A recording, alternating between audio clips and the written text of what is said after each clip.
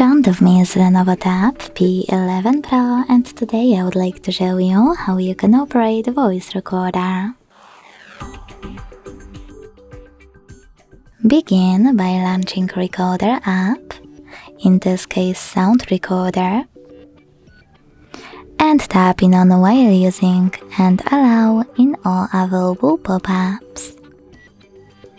Now to start, click on this red button at the bottom in the middle. As you can see, recording is on. To pause it or unpause it, use the same middle button. To discard it right away, click on this X on the right and confirm your choice in the pop-up. To end it and save it though, click on the square on the left. Now name your recording and hit OK. To play it, click on it. To end it and save. To manage it, hold it and use all of those options at the top right corner, like delete.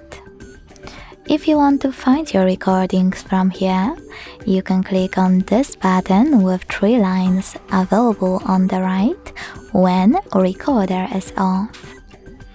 Thanks so much for watching. If you enjoyed this video, don't forget to leave a like, comment and subscribe. Bye!